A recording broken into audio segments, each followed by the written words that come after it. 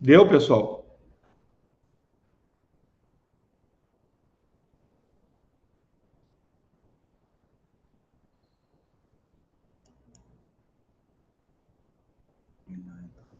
O Luciano está aqui. Ah, tá ali.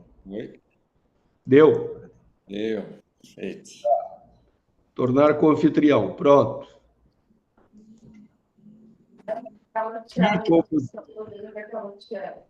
O quê?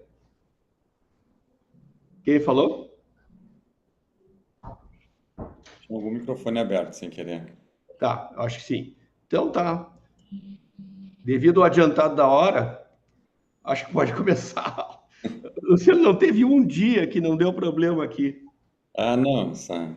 Não teve Normalmente um dá dia. uma. É, vamos lá, então. Aliás, deixa eu dar uma boa notícia para a turma que está assistindo. A aula da professora Sandra foi resgatada. Eu vou mandar para vocês. Teve uma aula de sexta-feira passada que sumiu a aula, a gravação. Não conseguia resgatar. Aí nós fomos cavocar aqui dentro do, do computador da escola, aí eu consegui achar a aula e fizemos o milagre, a aula voltou. Então Tá. vai ter aula gravada. Então é isso aí, pessoal. É um grande prazer ter o professor Luciano aqui conosco, especialista, doutor em medicina pela nossa escola. Tive a honra de ser o orientador dele. Ainda me deve a publicação, obviamente, né? Mas assim é uma grande honra tê-lo aqui. É professor da psiquiatria, do serviço de psiquiatria aqui também. Foi nosso psiquiatra do Com durante muito tempo. Enfim, Luciano, fala para nós sobre a importância da psiquiatria em relação à cirurgia bariátrica, por favor. Tá, primeiro, obrigado, né, Motim, mais uma vez pelo convite. É um prazer sempre estar aqui, trocar ideia, conversar, né? É um assunto amplo, dava uma cadeira de pós, né? Então, e também muito em função dos próprios alunos, assim, da formação diversa que a gente tem na pós. Vou passar um pouco de uma forma um pouco mais ampla em alguns assuntos, né? A gente não tem tempo e eu acho que nem faz sentido aprofundar muito em algumas coisas. E acho interessante também vou falar um pouco, talvez, da própria experiência no pós, né? Como tu falou, né, Moutinho? Fiz o mestrado, depois o doutorado, então há pouco tempo atrás estava na posição de vocês aí, né, me especializando.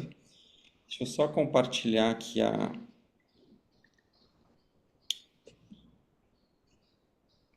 os slides. Feito. E algo que claro, foi muito engrandecedor, assim, profissionalmente, né, e pessoalmente também. A experiência de troca, o enriquecimento, esse intercâmbio, né, com pessoas, e é algo que rende frutos, na verdade, né, e vai dando ao longo de toda a nossa trajetória profissional. Vi que estava olhando os nomes ali, algumas pessoas que conheço, né, como alunos, né, então, bem feliz de estar aqui novamente podendo conversar com vocês. A ideia é falar como eu falei, de uma forma ampla de alguns assuntos. Fiquem à vontade de parar, interromper, fazer perguntas, comentários, enfim, ao longo do processo, né? Então, ao longo da aula. Algumas coisas, me programei mais ou menos para o tempo, mas alguns assuntos às vezes entram um pouco mais ou um pouco menos. Talvez alguns slides eu vá passar um pouco mais rápido. Mas qualquer coisa vocês vão interrompendo, perguntando e a gente vai conversando, que eu acho que fica um pouco mais rico, né? Então, como o Motim falou, sou psiquiatra, fiz mestrado e doutorado aí. Eh, Hoje trabalho como professor do curso de especialização e da residência em psiquiatria aí na PUC, no hospital. A gente trabalhou também, enfim, trabalhando num instituto de psicoterapia focado na transferência, que é uma técnica específica psicoterápica pouco difundida no Brasil, mas bem aplicada já no mundo inteiro. A gente está trazendo e especializando essa técnica para cá também. E meu foco hoje em pesquisa, enfim, vai muito para esse lado de estudo de personalidade e de transtornos de personalidade em psicoterapia também. Mas vamos à aula de hoje, à conversa de hoje. Então, a gente vai falar sobre aspectos psiquiátricos, né, da obesidade e da cirurgia bariátrica. Como eu falei, é um assunto extremamente amplo, né? A obesidade é uma doença extremamente presente e digamos assim, quase uma pandemia, né, presente no mundo inteiro. E pela complexidade, pela interface que a obesidade tem com todas as áreas da medicina e de cuidado de saúde, não só da medicina, ah, é uma doença que, eu digo, é impossível tratar sozinho, né? Em alguns poucos casos até pode conseguir algum tipo de sucesso, né? Talvez temporário, não sei, a longo prazo, mas é o tipo de patologia que precisa de uma abordagem muito ampla, né? Desde ponto de vista metabólico, endocrinológico, enfim, de saúde física como um todo, porque é uma doença que implica em aumento de risco e comorbidades, uma série de comorbidades associadas. E do ponto de vista emocional, do funcionamento da mente, não é diferente, né? A psiquiatria tem o seu papel no tratamento, no entendimento, e do meu ponto de vista é um papel muito importante, assim, porque todos os pacientes têm um jeito, têm uma mente, né? Tem um jeito de funcionar. A obesidade tem um impacto muito grande no funcionamento da mente. E a adesão aos tipos de tratamento, as possibilidades de tratamento, vão depender muito desse tipo de funcionamento, né? E se a gente não olhar para isso, às vezes as falhas terapêuticas elas se encontram muito dentro de um processo de que a gente não está conseguindo muitas vezes entender o porquê o tratamento não está sendo eficaz, né? E algumas dessas vezes tem a ver com o funcionamento da mente desses pacientes, né? Uma frase que eu sempre falo para os residentes, enfim, né? Acho que a primeira coisa que a gente tem que pensar quando uma doença não responde a qualquer tipo de tratamento, na psiquiatria a gente tem a depressão resistente a tratamento, outras patologias resistentes. A primeira coisa que a gente tem que se perguntar é se o diagnóstico está correto, né? Então, é o primeiro passo, às vezes não é a doença que é resistente, eu brinco, é a gente que é resistente a olhar que daqui a pouco o nosso diagnóstico não está tão correto. E se o diagnóstico está correto, enfim, a gente tem que olhar quais abordagens e que tipos de abordagens a gente não pensou, não está sendo eficaz, para que não esteja respondendo. E algumas vezes isso tem a ver com o funcionamento da personalidade, de estrutura desse paciente que a gente não conseguiu entender muito bem e eventualmente não está usando as ferramentas mais adequadas para individualizar e ter a melhor resposta naquela pessoa. Então vocês já, cada semana aí vem vindo uma especialidade diferente, né, falar, então algumas coisas eu vou passar um pouco mais rápido, mas obesidade vem crescendo, né, no mundo inteiro, junto com o sobrepeso, né, que também é um problema junto com a obesidade, síndrome metabólica, enfim. Então é um problema de saúde pública, né, e no nosso país não é diferente, essa curva vem num crescimento, chegou numa certa estabilidade em algumas situações, mas acredito que a tendência é se manter alta, né, nos próximos anos e com uma demanda de cuidado de saúde cada vez maior, né? Do ponto de vista de saúde mental, né, também a gente vive uma pandemia de saúde mental no mundo inteiro. Esse slide aqui é mais de que em 2017, se não me engano, ali a, a saúde mental foi o grande centro de atenção, né, da Organização Mundial de Saúde. E os transtornos de humor, enfim, são umas das doenças que mais incapacitam, né, e trazem problemas não só de saúde física, sociais e econômicos para o mundo também. Em 2017, ali, né, a depressão foi a campanha mundial do Dia Mundial da Saúde, trazendo um pouco a relevância que a saúde mental acaba tendo no, no mundo todo. Tá? A gente parece que faz tanto tempo, mas não faz tanto tempo assim, né? As questões da pandemia foi tão intenso e tão ah, emocionalmente desgastante o que a gente viveu. Em 2021, 22, 23, em 24 as coisas começaram a se arrefecer. E na época se falava muito, né, de que as sequelas emocionais da pandemia seriam a quarta onda, né? Tinha a primeira onda, a segunda onda, a terceira onda, enfim. Trouxe esse slide aqui porque, na verdade, a gente está vivendo um pouco isso hoje em dia.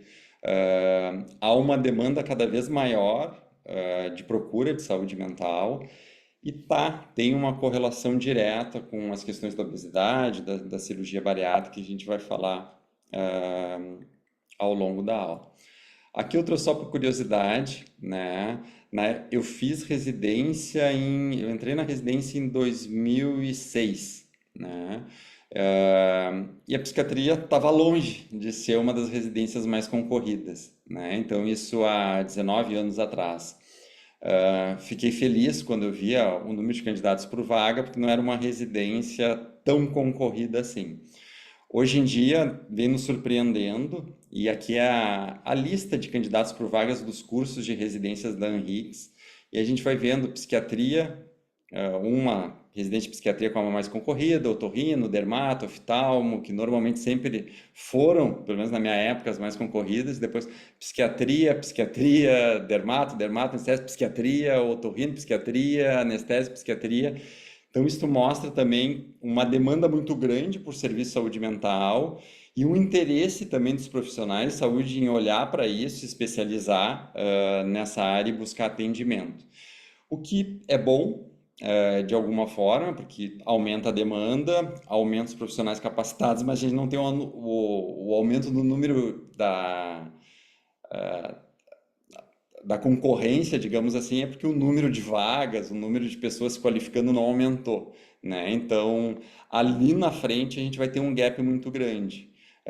Já tem, quem trabalha com psiquiatria vê que tem uma demanda muito grande e os consultórios estão cheios, tem uma demanda grande, os ambulatórios, e preocupa bastante ali na frente como que a gente vai enfrentar um pouco essa situação. Isso aqui é um quadro, é mais para fazer um pouco esse paralelo, né, do Edvard Munch. O nome do quadro é O Grito, e na psiquiatria se fala muito, às vezes, sobre esse quadro, enfim, que ele seria um representante daquilo que a gente chama de a loucura, né, um pouco do sofrimento mental. E eu trago ele porque eu achei, preparando uma aula, enfim, né, esse prato de comida aqui, né, meio que imitando o quadro e fazendo um pouquinho essa relação de saúde mental, de loucura, alimentação, obesidade, tratamento da obesidade, como essas coisas se correlacionam, que é o que a gente vai falar. Então, pacientes obesos graves, né, que procuram tratamento de cirurgia bariátrica apresentam maior prevalência de transtornos psiquiátricos. Isso é uma revisão grande. Vocês vão ver que alguns artigos que eu vou trazer são artigos um pouco mais antigos, porque são artigos mais populacionais, enfim, e não tem, às vezes, muito referências novas em relação a isso, tá? Mas esses dados, eles são bem fidedignos, assim. Porque começou, claro, se investigar outras coisas, se estudar outras coisas, e aí esses estudos não foram tão atualizados assim ao longo dos anos. E quando se começou a tratar a obesidade, a própria cirurgia bariátrica, não sabia muito bem, né, exatamente onde é que a gente estava pisando. O Motim é um dos precursores no Brasil, né, e aqui no Rio Grande do Sul, desse tipo de tratamento para obesidade. Teve muita coragem naquele momento, como como ele sempre tem, de abrir essa fronteira, né? E começar um tratamento invasivo que foi muito mal visto no início por alguns colegas, né? De entender que era invasivo demais, que trazia alguns problemas. E hoje em dia é um tratamento muito bem estabelecido, muito mais bem conhecido, por óbvio aceito, porque tem uma indicação muito precisa e um resultado muito bom, mas tem as suas particularidades como qualquer tratamento, né? E que a gente tem que cuidar. E quando se começou a acompanhar esses pacientes, enfim, começou a se ver que começou a se encostar um pouco nesse problema de saúde mental, né? E tentar se entender, tá, por que que pessoas com obesidade, e principalmente com obesidade de grau 2, 3, né, que na época eram chamados de super obesos, apresentam mais doença mental, né? E começou a se fazer teorias, na verdade, né? Teorizar possibilidades, enfim. Tá, as pessoas sofrem pela obesidade, as pessoas têm um sofrimento emocional por não se sentir tão bem aceitas, enfim. E com o tempo foi se vendo que era muito mais do que isso, né? Existe uma relação fisiológica, fisiopatológica da obesidade com os transtornos mentais, que a gente vai tentar falar um pouquinho sobre. Então, aqui é um outro artigo, tá, que eu peguei mais para mostrar um pouco esses dados, que os pacientes que estão procurando cirurgia bariátrica, daí a gente entende que são pacientes com obesidade grau 2 e 3, ao longo da vida, pelo menos 45% vão ter algum transtorno de humor, né? O transtornos de ansiedade, 37,5%, transtorno de abuso de substâncias, né? 32%, pelo menos um diagnóstico de Eixo 1, que são as doenças clínicas da época que a gente chamava assim da psiquiatria, vão ser 66% dos pacientes, pelo menos 2,42%. Então, a gente vê um pouco que quase 2/3, eu diria 3/4 dos pacientes que vão procurar cirurgia bariátrica vão ter tido problemas ou vão estar com problemas de saúde mental no momento da avaliação. E a gente expande isso para aqueles que são obesos e não estão buscando cirurgia bariátrica, né? Mas que tem um problema que provoca isso, porque o que provoca o sofrimento não é buscar cirurgia bariátrica, mas sim a obesidade, por óbvio. E tem também os que a gente chama os transtornos de personalidade. E quando eu falo de personalidade, eu acho importante falar isso porque todos nós temos uma personalidade, todos os pacientes têm uma personalidade, um jeito de funcionar. E isso que eu estava tentando mostrar para vocês ali, que é muito importante se conhecer um pouco, entender, para poder otimizar o tratamento e ver que tipo de tratamento vai ser melhor para cada pessoa. E nesse trabalho mostrava que pelo menos por volta de 1/3 dos pacientes obesos que buscavam cirurgia bariátrica tinham transtorno de personalidade. Pelo menos um diagnóstico.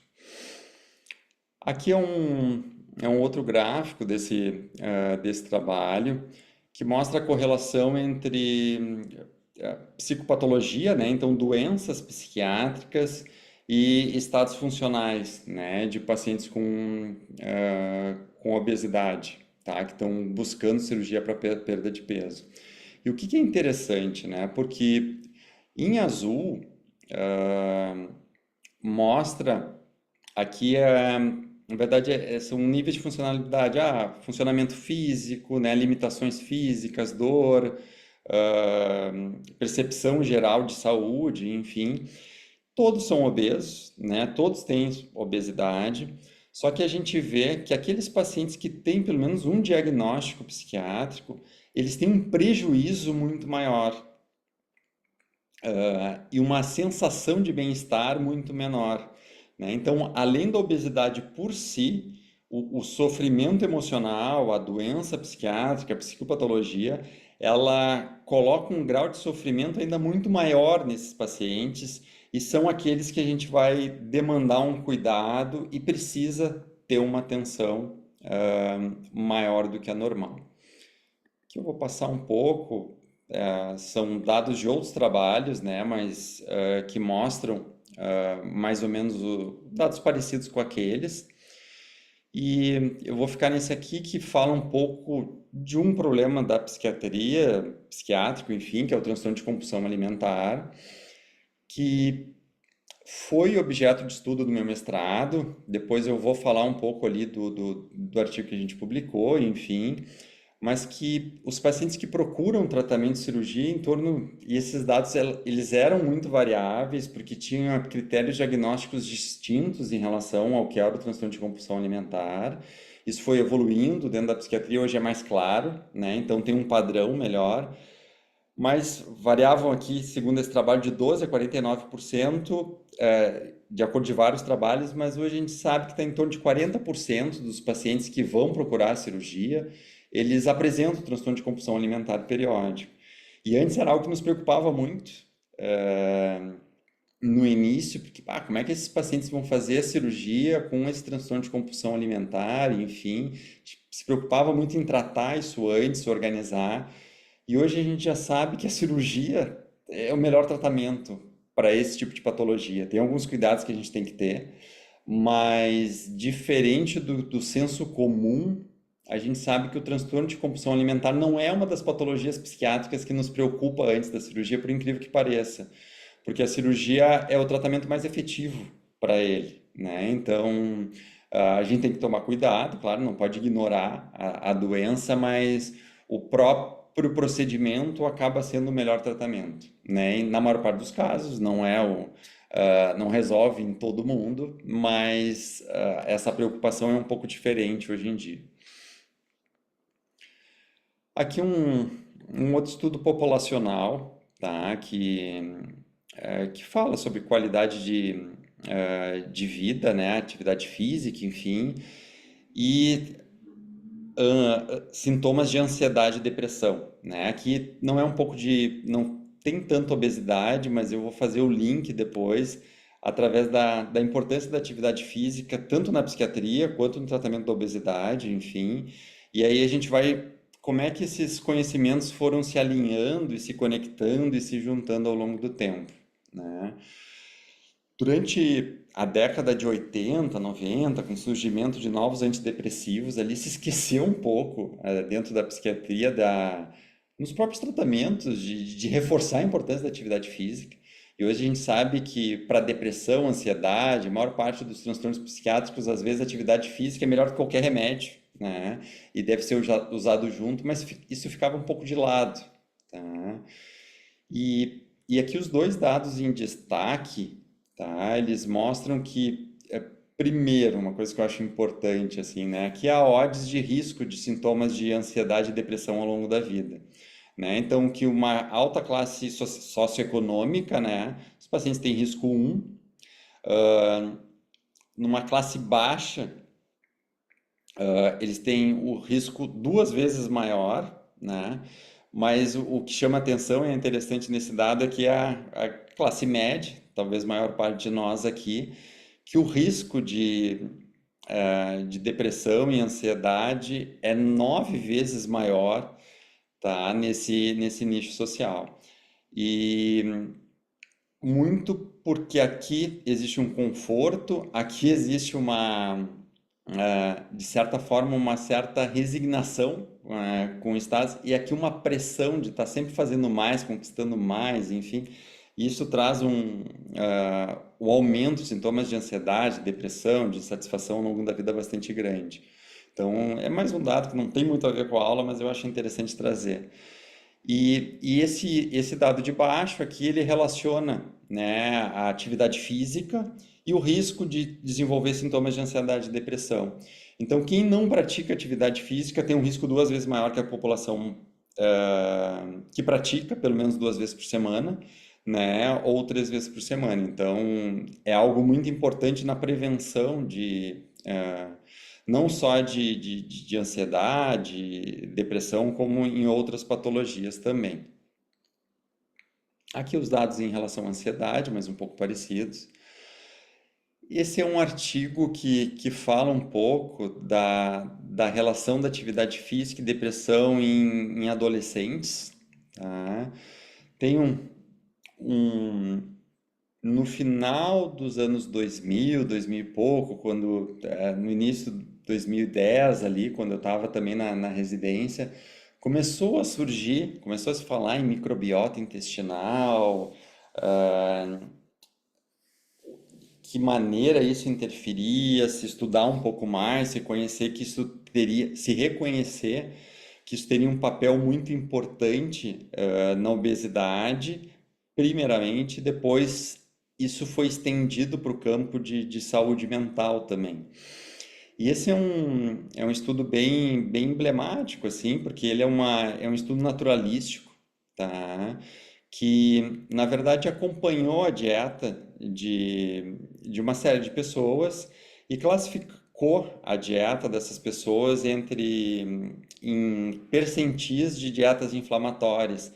Então, diferente de um estudo de intervencionista, onde tu prescreve uma dieta para o paciente, tu tem que acreditar que ele está fazendo, esse estudo acaba tendo um poder um pouco maior porque ele é naturalístico, assim, tu avalia a dieta real do paciente, que ele come todo dia, do paciente não, das pessoas que estão sendo acompanhadas, e aí a gente classifica e aparece claramente aqui ao longo dos anos, né? Aqui é no ponto zero, aqui 1 ano, e o tipo de dieta, né? Esse Q4 aqui é o quartil dos indivíduos que tinham uma dieta mais inflamatória, e esse aqui é o quartil da dieta mais saudável, né? Menos inflamatória. E aqui o risco cumulativo, tá? De desenvolver sintomas depressivos, tá? E ele é um estudo muito legal porque ele tentou descartar outras possibilidades de confusão, né? Claro que isso é impossível, mas ele fez muito bem isso. E a gente vê que a partir de 1 ano, né, começa a se diferenciar as curvas aqui e se destacar, né, uma diferença bem importante, muito significativa do risco de desenvolver doença, depressão, simplesmente baseado no tipo de dieta que aquela pessoa tem, né? Então, a gente vai cada vez mais caminhando e entendendo que isso tem um impacto muito importante e eu reforço, durante um tempo se esqueceu de olhar para isso. É tão óbvio, é tão básico, né? Parece, tá falando, Luciano, é óbvio. Mas na década de 80, 90, início, se esqueceu disso, né? Se deixou esse aspecto de lado. E eu estou trazendo um pouco esses dados justamente porque a gente está falando dessa intersecção da psiquiatria com o tratamento da obesidade e essas coisas elas acabam andando juntas, né? Essa descoberta também da importância da microbiota, de dieta inflamatória, enfim, de uma série de situações que interferem bastante na obesidade. Uma coisa bem que chama atenção, né? E também não se sabia muito bem como é que por que microbiota, né? As bactérias que estão lá no nosso intestino, o tipo de bactéria, dieta inflamatória, não inflamatória, como é que isso interfere, né? Na nossa cabeça, no nosso comportamento. No início isso era um pouco uma zona um tanto nebulosa, mas hoje a gente sabe que de alguma maneira, e a gente sabe mais a maneira como isso acontece, mas de uma forma um pouco simples, eu vou passar aqui um pouco esses slides. Aqui aqui é a parede do intestino, né? Aqui estão a nossa microbiota, né? Que são as bactérias que estão lá digerindo, ajudando a digerir nossos alimentos. E elas são produtoras de uma série de aminoácidos, peptídeos, enfim, que se entrarem em contato com a nossa circulação, elas acabam tendo um poder quase de um hormônio, né? E interferindo, sim, se comunicando com o nosso cérebro, chegando na barreira hematocefálica, e interferindo na maneira como a gente se comporta, né? E isso no início assustava um pouco, tá? Como que as bactérias nos coordenam, entre aspas, né? Nos mandam, entre aspas, ter determinado tipo de ação ou determinado tipo de sentimento. E uma coisa que já é muito clara, que principalmente com dietas muito inflamatórias e a obesidade leva um pouco a isso, né? há um aumento da permeabilidade dessa parede intestinal, né? Então, de uma maneira bem simples, tá, gente? É como essas células que estão bem juntinhas aqui, fazendo uma certa fortaleza, um muro, começasse a abrir algumas frestas nela, que alguns peptídeos que não entram normalmente na circulação sanguínea começam a achar uma brecha, um espaço para passar para cá, né? E entrar na circulação, e entrando lá, elas passam a ter um poder de influenciar, inclusive, no funcionamento do cérebro, tá? E com liberação de enzimas pró-inflamatórias, enfim, que interferem muito no comportamento, inclusive no desejo de comer mais, de comer determinados tipos de alimentos, né? Que acaba acontecendo.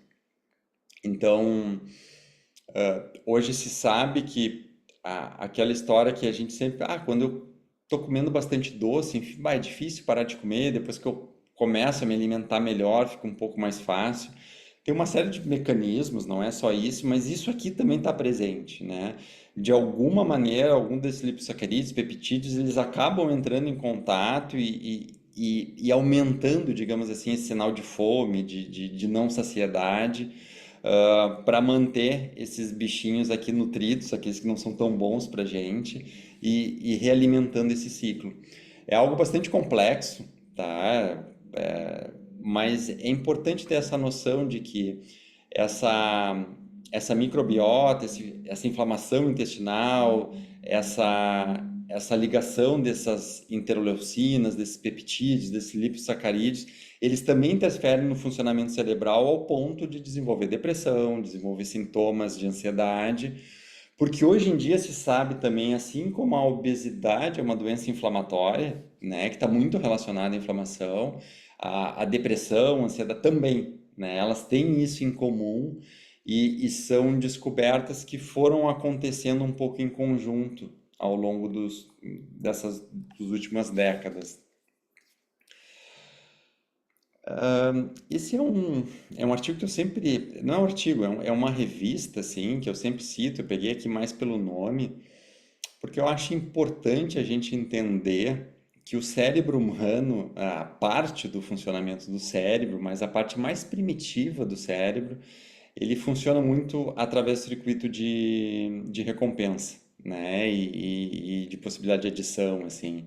Então, o título dessa revista foi, né, o Cérebro Adito, eh, e de alguma maneira, o cérebro humano é um cérebro adito, né? Que se a gente não cuida, que se a gente não entende o funcionamento dele e por que a gente está falando isso, a chance de desenvolver alguns tipos de adições, alguns tipos de comportamentos aditivos são muito grandes.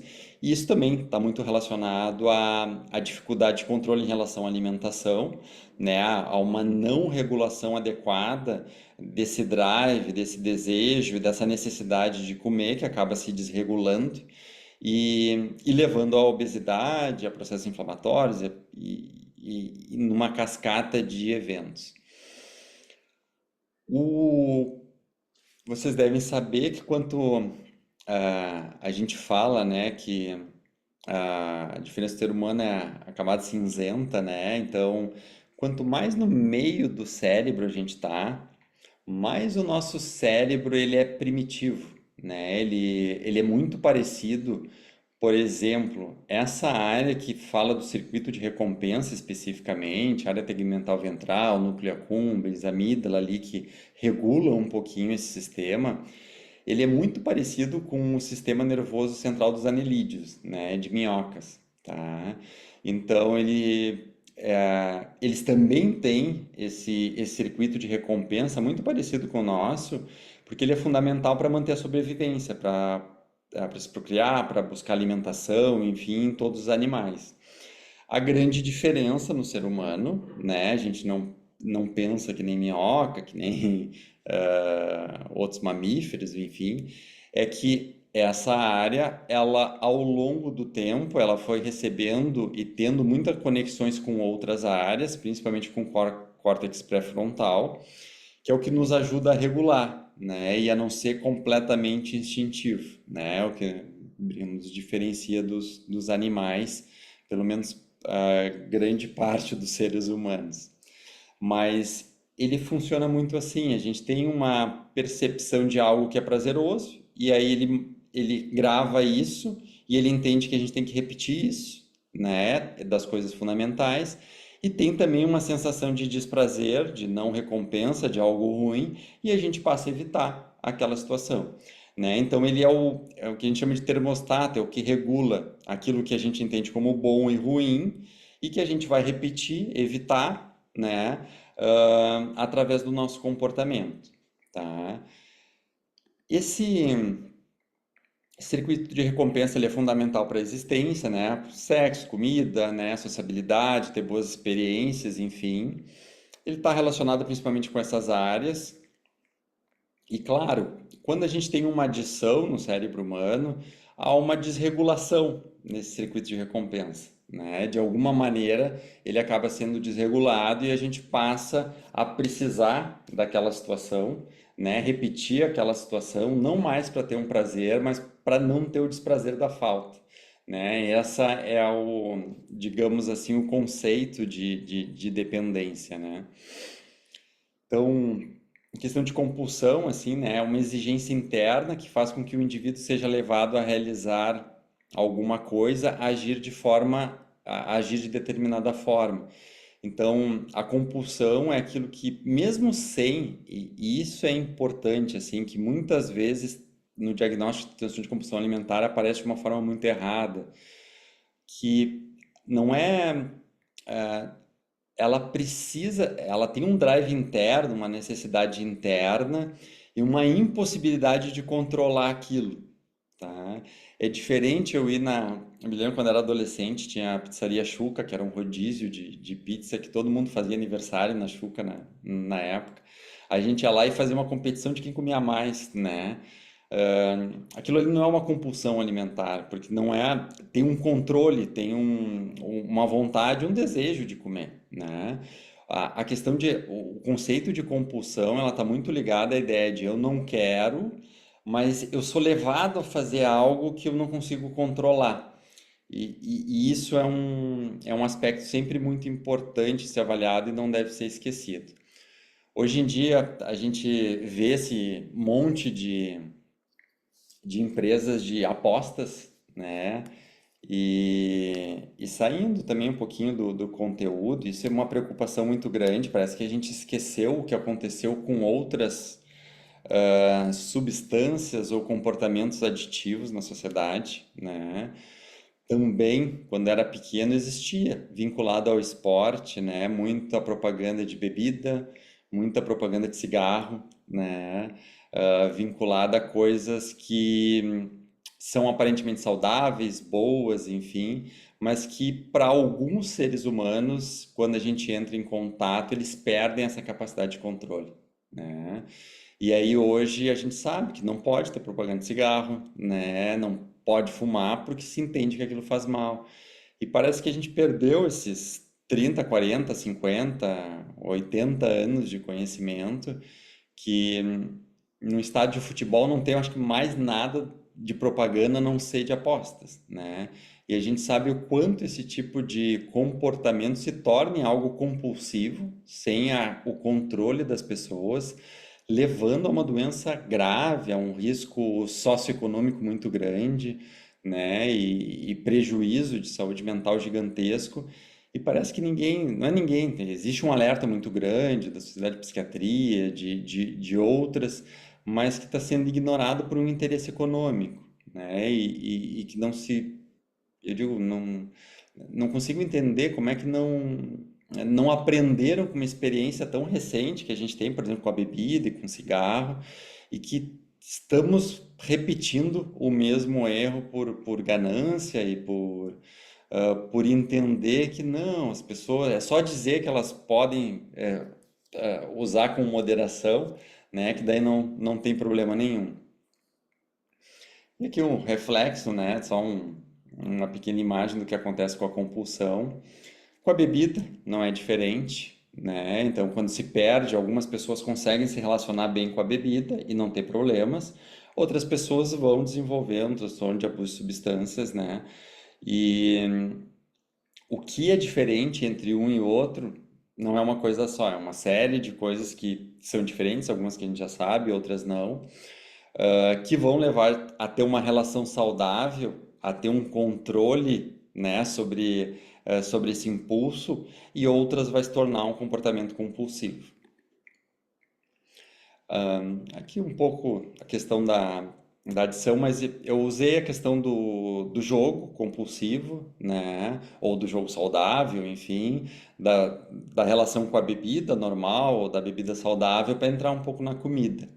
E a gente entender também que a comida, para algumas pessoas, se tornou, assim como para outras a bebida, um problema, né? Algo que elas não conseguem ter um controle, né? Não conseguem tomar um vinhozinho no final de semana porque gostam, sem ter prejuízo na sua vida, enfim, sem ter um prejuízo social.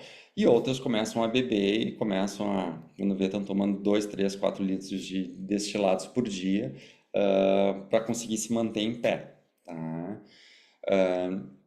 E para entender um pouco essa relação, se a gente olhar, porque também a obesidade é uma doença cada vez mais frequente, né? Quais são os fatores que a gente leva em consideração? Muito é uma qualidade de alimentação e o ser humano vai se tornando um ser cada vez mais sedentário. A gente, do ponto de vista biológico, do ponto de vista genético, não está preparado para viver o mundo que a gente vive, né? A gente demora centenas de anos, às vezes milhares de anos para evoluir geneticamente, e com o que vem acontecendo, com a evolução do conhecimento, da ciência, enfim, a gente evolui muito mais rápido do que isso, e a gente não se adaptou biologicamente para o mundo que a gente vive. E aí vem um pouco essa figura, né? Por que que tem um donut ali, como se a mulher estivesse cheirando, né? Tem um cara cheirando cocaína e a mulher cheirando um donut aqui. Porque a comida, ela se tornou uma droga muito mais potente do que ela era há 100 anos atrás, né? E a gente não foi adaptado biologicamente para isso. E por que que eu digo que a comida se tornou uma droga muito mais potente? Porque antes do processo de industrialização, a gente comia, a gente não, né? Os seres humanos comiam aquilo que hoje a gente vê que era comida saudável, né? Tem que cozinhar, é a comida direto da fonte, não é embalada, não é ultraprocessada. E por que que essa comida ultraprocessada ela é muito mais potente? Porque antigamente a gente não tinha uma ligação tão grande assim de substâncias ao mesmo tempo que disparam esse circuito de recompensa de uma forma muito forte, né? Comer um pedaço de carne, por mais que eu goste muito de carne, ele dá uma sensação de prazer e ativa esse circuito de recompensa de uma determinada forma. Comer um donuts, como esse aqui, ele ativa isso de uma forma muito maior, né? Muito maior mesmo. Porque as coisas que mais ativam o circuito de recompensa ali, em termos de alimentação, são gorduras e açúcares, tá? E quando a gente junta esses dois, essa sensação de estímulo é muito grande, ele é muito forte, tá? Ao ponto da gente rapidamente perder aquela sensação de prazer e querer repetir de novo, né? Porque conforme ela mais rápido ela vem, mais rápido ela vai embora também, né? Com o tempo. E aí a gente quer repetir de novo, repetir de novo, repetir de novo, e vai cada vez aumentando o peso, tendo obesidade, enfim, um problema maior em relação a esse controle alimentar. Então é interessante pensar dessa forma, assim, que a comida e a nossa, não a comida, mas nosso estilo de vida e a comida que a gente é ofertado hoje em dia é uma droga muito mais potente, né? Eu, pelo menos lá na adolescência, quando meus pais falavam sobre drogas, enfim, eu tinha na cabeça isso, tem drogas que são muito mais perigosas, né? Ah, do que de repente, eu, por exemplo, experimentei cigarro na adolescência, bebi, né? Mas nunca, sempre tive um medo muito grande de chegar perto de qualquer pessoa que estava usando cocaína, enfim, porque eu tinha essa ideia de que era uma droga muito mais perigosa. Não é uma ideia minha, é uma ideia geral, e ela é realmente. Porque como ela ativa muito mais rápido, dá uma sensação de prazer muito mais rápido, ela acaba provocando uma dependência de uma forma muito mais rápida também. E para algumas pessoas, às vezes basta a primeira exposição, né? Outras acabam tendo um controle maior de conseguir ser expostas e manter um certo controle, uma relação, digamos, um pouco mais saudável, um pouco mais controlada, né? E isso acontece com a comida também, tá?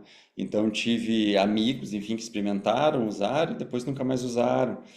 Tive amigos também que experimentaram, usaram e entraram num processo de doença, de dependência muito forte, enfim. E em relação à comida isso também acontece, né? E aí por isso se fala da importância de uma alimentação saudável desde pequeno, enfim, porque se a gente vai expondo, né, crianças, adolescentes a essa droga desde muito cedo, a chance de a gente conseguir controlar isso é muito menor. E quando a gente fala de compulsão alimentar, né, tem vários nomes que a gente vai encontrar artigos, situações, que é o binge eating, que é o transtorno de compulsão alimentar, né, o síndrome do comer noturno, bulimia, grazing, que é o beliscador, né, se falou durante um tempo, depois se deixou de falar, hoje tem alguns autores falando de novo desse conceito que eu falei de vocês, de adição à comida, né, de food addiction, ah, que não é exatamente uma adição, porque a gente precisa da comida para sobreviver. Todos nós somos viciados em comida, porque a gente é dependente de comida, né? Ah, mas ele é interessante para a gente entender um pouco esse mecanismo, né? De como a mente funciona, o cérebro funciona, e por consequente a mente, e de como essa relação com a comida se dá de formas diferentes em diferentes pessoas. Esse aqui é o artigo do mestrado, né, que a gente publicou, que eu fiz com o professor Motim.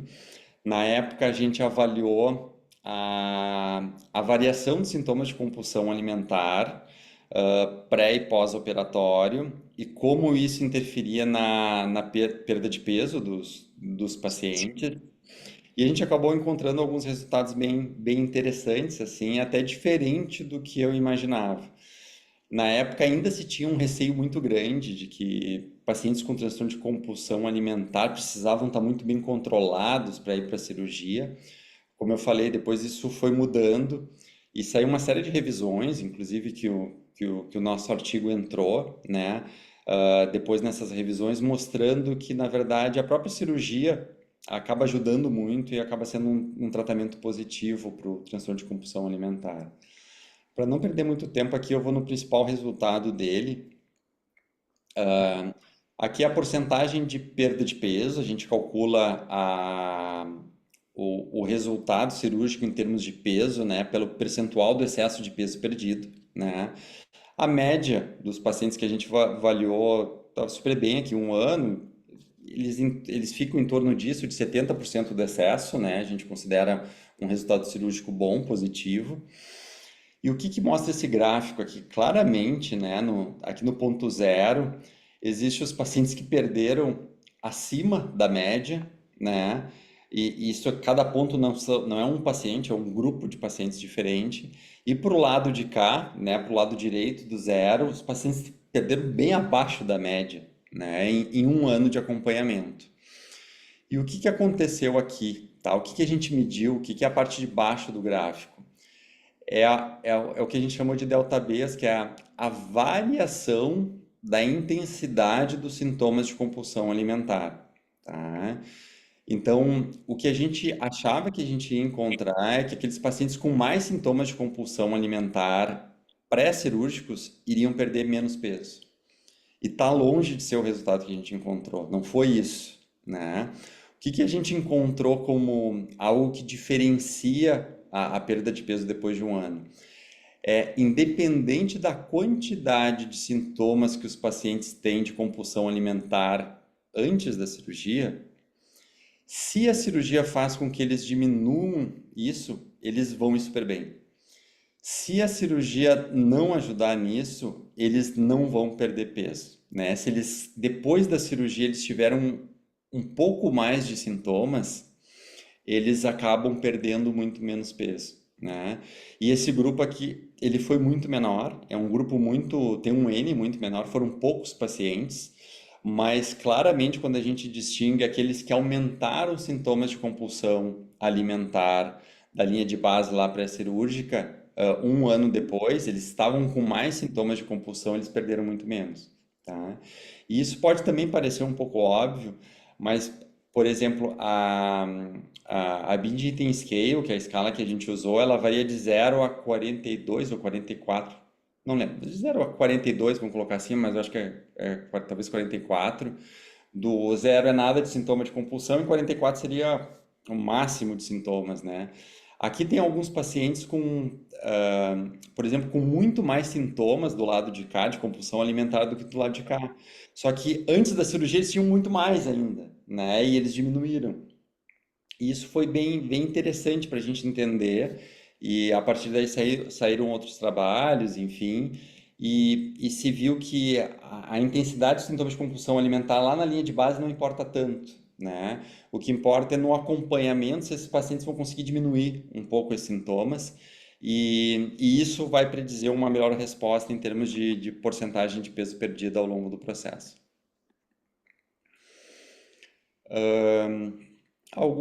Algumas considerações assim sobre efeitos pós-cirurgia bariátrica, né?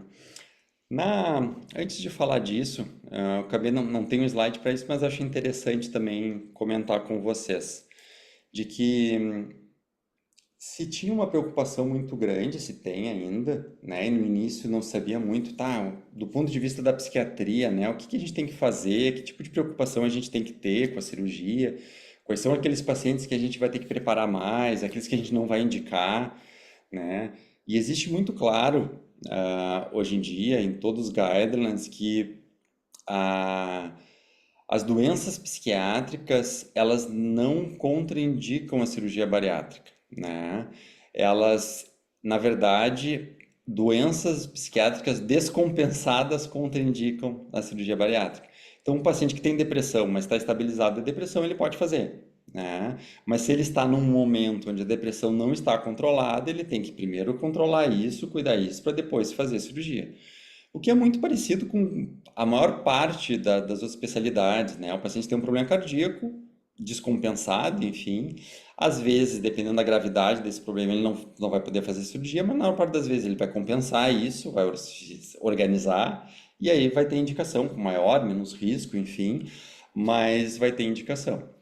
Então, talvez a única contraindicação psiquiátrica, enfim, é o paciente não ter a capacidade de compreender todas as mudanças e o que é o processo, né?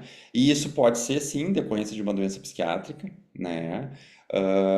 Ou às vezes até de uma estrutura de personalidade mais primitiva, enfim, de não ter uma dificuldade de entrar em contato com a realidade em algumas situações, mas não a maior parte das patologias não contraindicam, elas precisam ser estabilizadas para depois ir adiante, tá? Então, muitas vezes se preparou pacientes por 1, 2 anos antes de fazer cirurgia, preparou no sentido de organizar essas coisas para ele ir e depois acaba indo, tá? Então, a grande contraindicação psiquiátrica, sim, é uma incapacidade de compreender o procedimento, enfim, e isso inclui doenças mais psicóticas, né, esquizofrenias mais graves, enfim, esses pacientes vão ter essa dificuldade de compreensão e de entendimento, tá? E qual é o impacto da cirurgia bariátrica, né, na saúde mental das pessoas? Isso também se estudou ao longo de muito tempo, tá? No início não se sabia, a gente achava que os pacientes melhoravam muito, depois a gente vê alguns pacientes que sofriam muito emocionalmente com o processo de cirurgia. E a grande pergunta de pesquisa que me fez ir depois sair do mestrado, ir atrás do doutorado, estudar o que eu estudei no doutorado, foi justamente atrás de responder um pouco isso, porque do ponto de vista clínico, atendendo os pacientes ali no enfim, a gente via que a estrutura de personalidade desses pacientes iam determinar se eles iam responder bem ou não, né? Seria, digamos assim, o maior preditor de resposta de sucesso emocional, não em perda de peso, da cirurgia e daqueles que teriam um sofrimento muito grande. E aí, não tinha trabalho sobre isso. O diagnóstico de problemas de personalidade na psiquiatria se revolucionou nesse meio tempo, muito em direção àquilo que a gente acreditava, mudou completamente, inclusive nos critérios diagnósticos, enfim. E aí o doutorado eu fui fazer justamente desenvolver um instrumento para poder avaliar a personalidade de uma forma um pouco mais complexa, para quem sabe ver isso nos pacientes e confirmar essa hipótese, aquilo que a gente via do ponto de vista clínico. Mas daí depois eu fui indo para um outro lado, esse trabalho não saiu ainda, mas quem sabe um dia sai.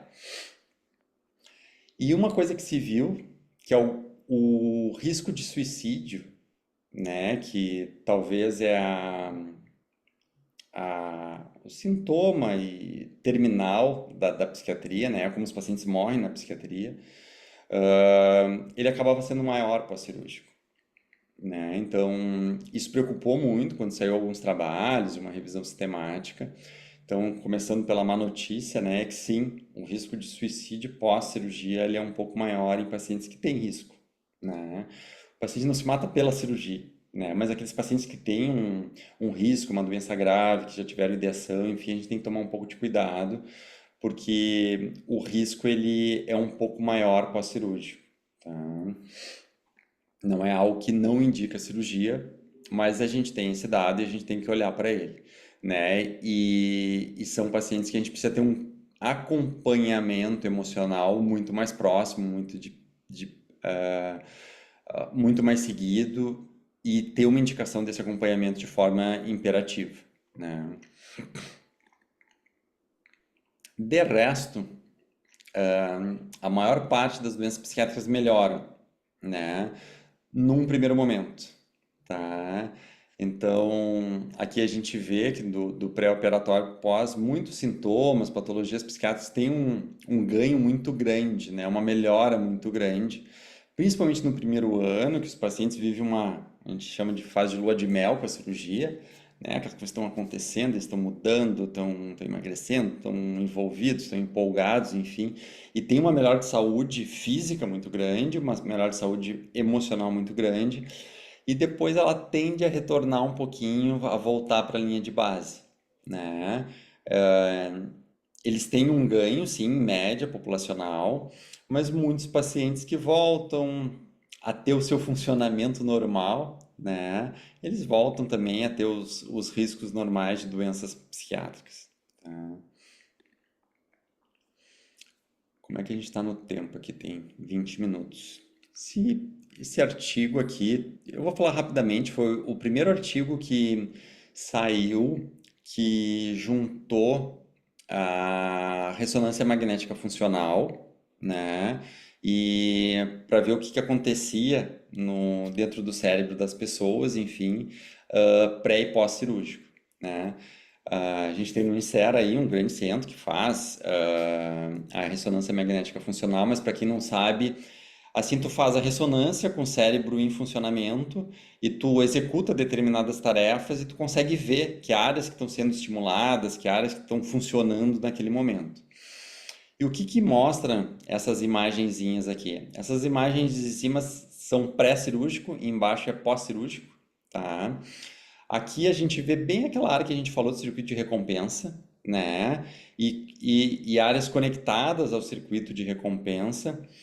E, e antes de fazer a cirurgia, os pacientes entravam na ressonância e começavam a passar imagens de comidas apetitosas, o donuts, a lasanha, o sorvete, imagem de um prato de salada, um tomate, né, um rabanete, um pedaço de carne.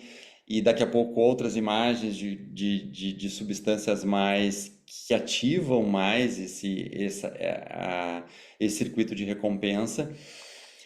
E quando aparecia a imagem dessas comidas que super apetitosas, super ultraprocessadas, havia uma grande ativação do circuito de recompensa só de ver, né?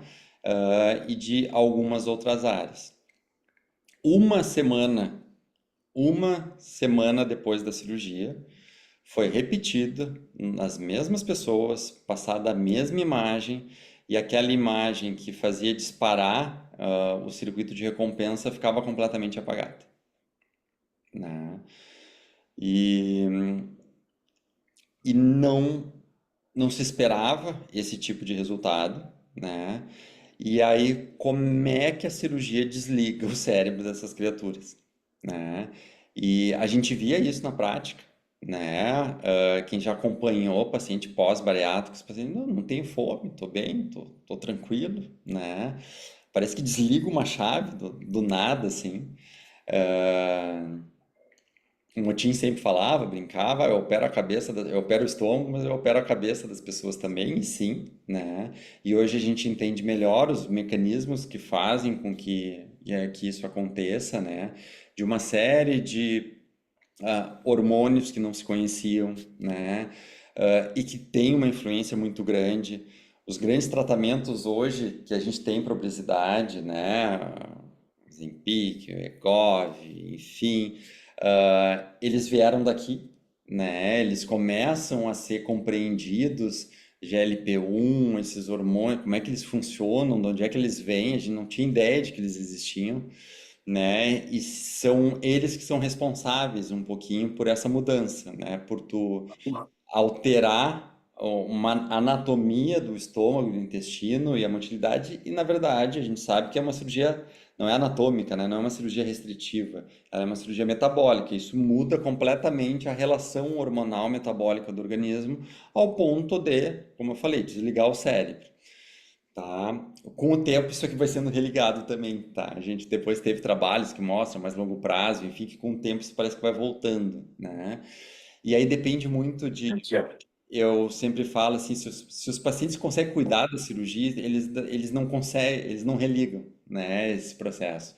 Mas aqueles que vão, começam de novo, né, com hábitos antigos, uma forma de se alimentar, e vão perpetuando um pouco, reperpetuando, né, comportamentos que vão reativando essa maneira disfuncional de funcionar desse circuito de recompensa, aí acaba começando tudo de novo, né? Eles vão botando aos poucos a cirurgia fora.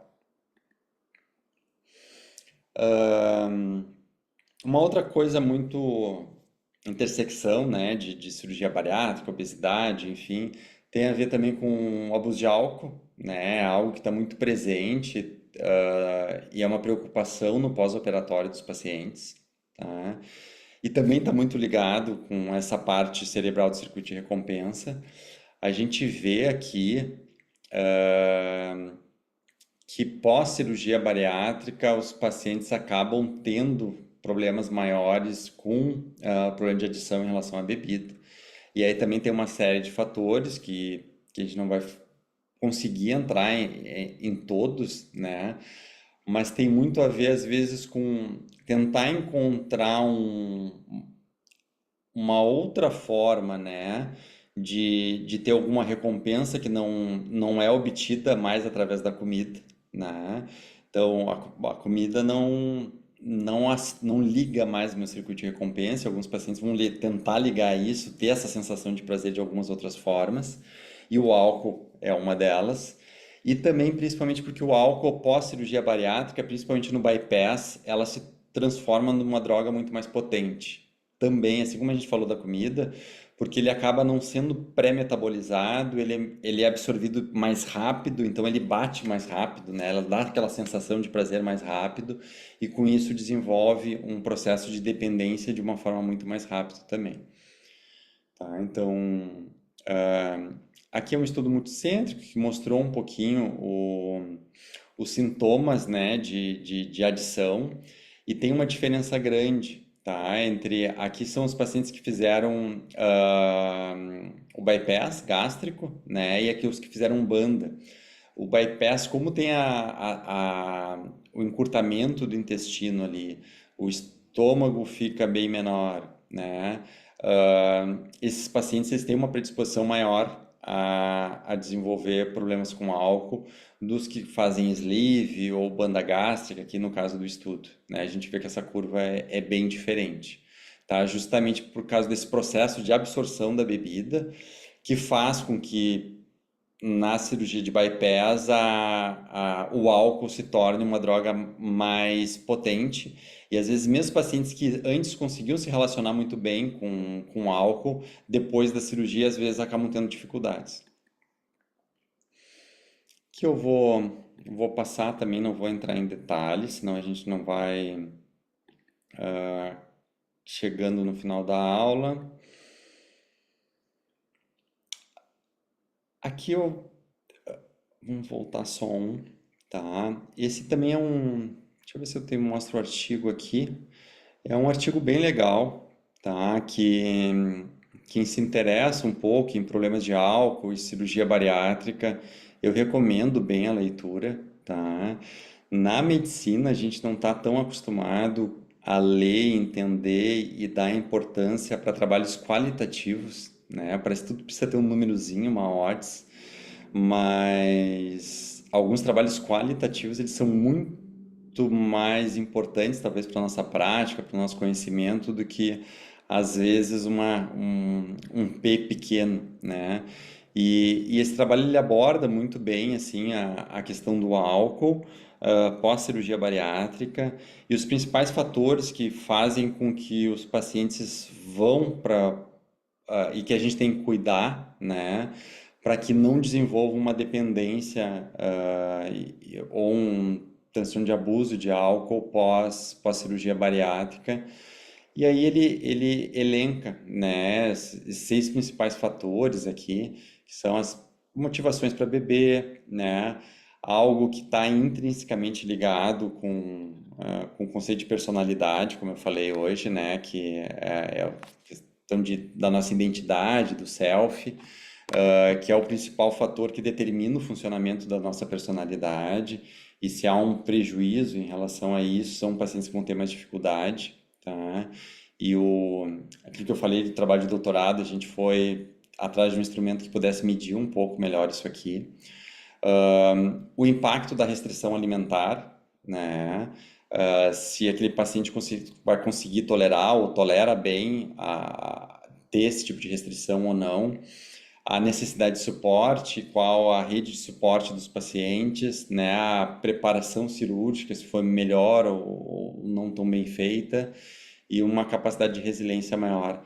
Então, é um artigo mais para dar uma lida, assim, quem trabalha com cirurgia bariátrica, enfim, acho que é fundamental olhar para esse artigo. E aí a gente tem 10 minutinhos ainda, mas essa aqui foi minha tese de doutorado, né? Quando eu acabei o mestrado, a gente publicou o artigo e eu fiquei pensando, assim, até passando um pouquinho dessa experiência para vocês olha, para o doutorado é algo mais longo, enfim, eu vou querer estudar algo que realmente me motive, né?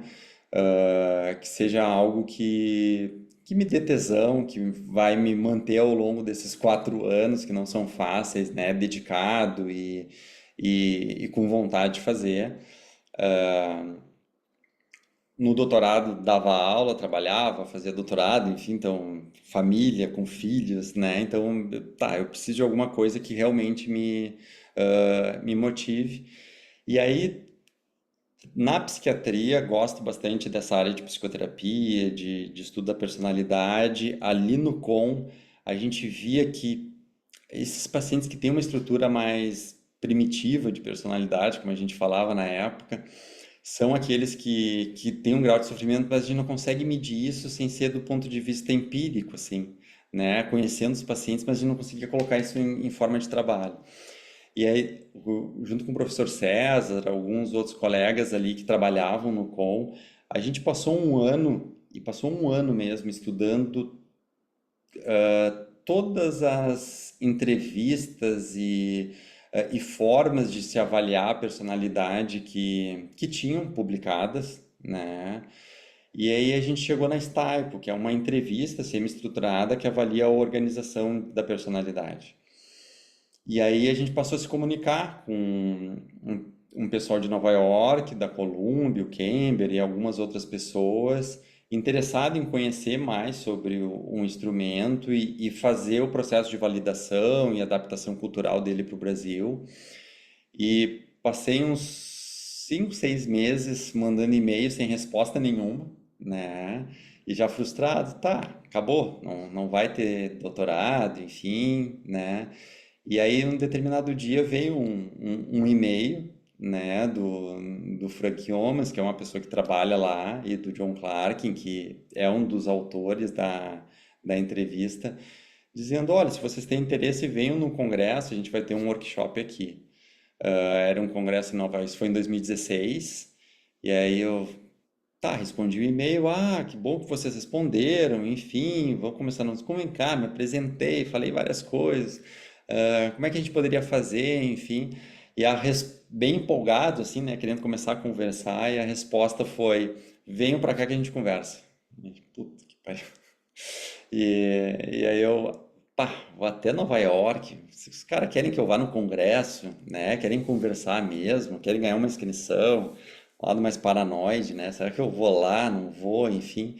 Aí criei coragem, tá, vamos. Eu juntei um dinheirinho ali, tá, vamos nesse congresso. Depois foi o César, foi o professor César, foi a Juliana junto. E aí lá a gente conversou com eles, se aproximou, mostrou nosso trabalho aqui, né? Entendeu por que que eles não responderam muito, porque tinham outras pessoas interessadas também em fazer a tradução, a validação, e eles queriam conhecer, né? Queriam ver realmente quem estava interessado, queriam conhecer as pessoas, que estrutura para se desenvolver. E aí no final do congresso eles, tá, não, trabalho é de vocês, toquem aí, vamos seguir nessa parceria. É uma parceria que segue até hoje com outras situações de pesquisa e de contribuição acadêmica e de troca profissional mesmo, né?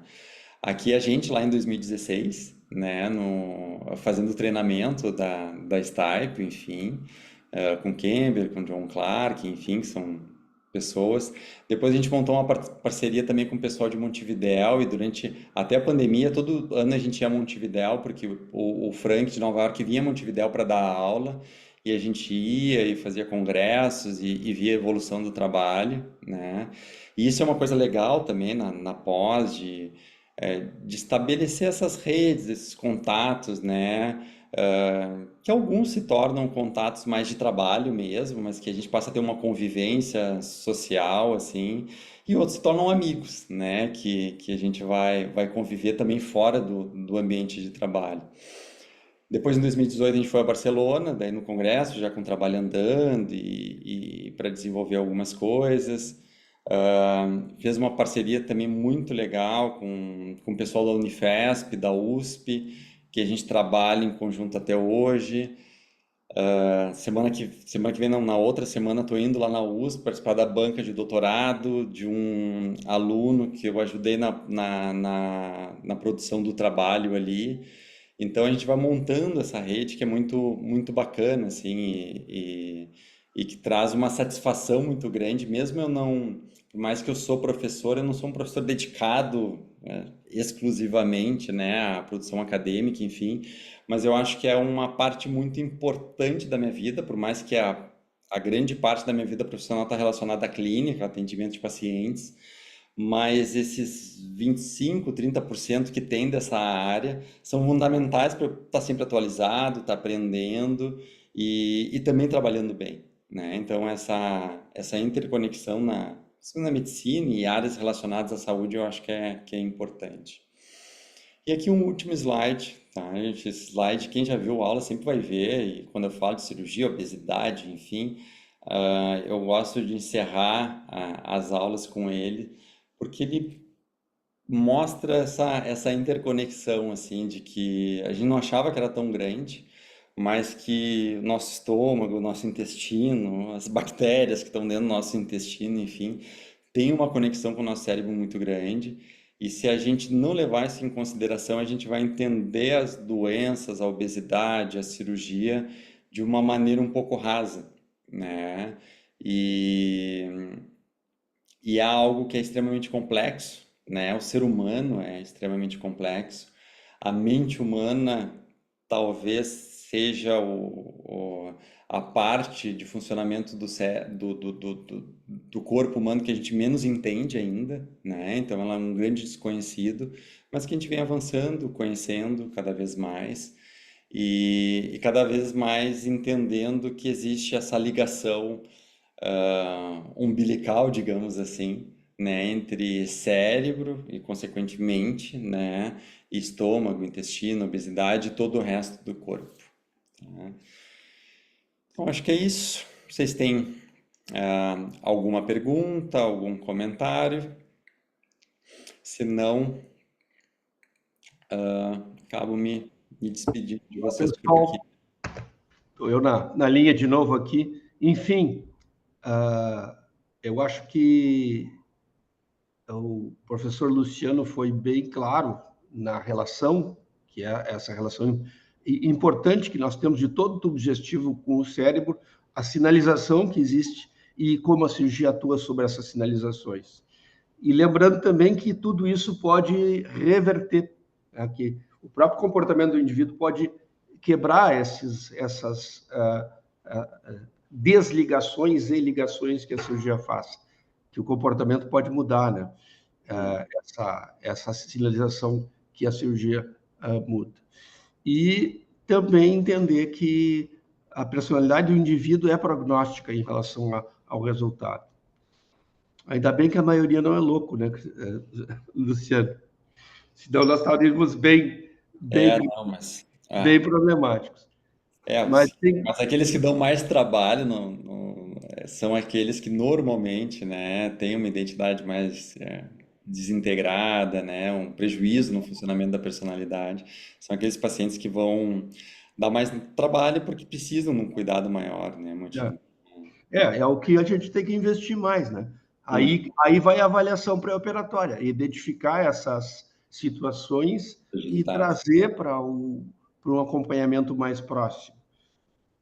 Não é uma contraindicação ter alterações emocionais, mas uma definição de cuidados melhores, né? Cuidados maiores.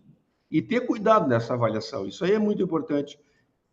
Hoje em dia, muitas cirurgias são autorizadas só por uma simples observação de um teste e pronto, está pronto, não viu nada da pessoa, né? Tem que ver melhor a pessoa. Acho que não se trata de uma operação, se trata de uma pessoa que nós vamos introduzir uma ferramenta que pode mudar a vida dela, né? Inclusive trazer coisas que não são boas. E é uma ferramenta extremamente potente, eu falava isso para os pacientes, né, Moti? Quanto mais potente a ferramenta, mais cuidado a gente tem que ter na hora de usar, né? A gente não entrega uma motosserra, por exemplo, né, para uma criança, um serrotezinho ali, a gente acompanhando, a gente até entrega, né? Então, quanto mais desorganizados esses pacientes são, maior cuidado, e é isso que tu estava falando, a gente tem que ter e entregar essa ferramenta, ele tem que estar preparado para isso, né? Eu sempre uso o exemplo da Ferrari. Não se entrega uma Ferrari para qualquer um, né? É um carro super potente. Tu vai dar um poste logo na primeira curva, porque não vai saber fazer a curva. Isso aí. Mas se alguém tiver alguma pergunta, fiquem à vontade. Nosso tempo já está esgotado, mas de qualquer forma, sempre nós ficamos à disposição. O professor Luciano também está no grupo, fica à disposição para perguntas, pode ir por lá e a gente pode responder individualmente. Não. Só me procurar aqui, dúvida em aula, ou outras situações, enfim, estou sempre à disposição aí para conversar e trocar com os colegas. Ok, pessoal. Então, mais uma vez agradecido, agradecemos ao professor Luciano pelo seu tempo de disponibilidade e convidamos já de antemão para a próxima disciplina, o ano que vem, né? Ah, não, E quem estaremos sabe, aí. se surgir qualquer novidade no prognóstico e usando o Stipeware, quem sabe a gente não vai ter coisas novas, né? Sim, não, com certeza. Tá, agradeço também, Motim. Obrigado de novo É um pela grande prazer te contribuição. ter aqui conosco. Tchau, Nos tchau. vemos em breve. Tchau, tchau. Até. Tchau, tchau. E um abração para a Marcinha e para as crianças. Mando sim. Tchau.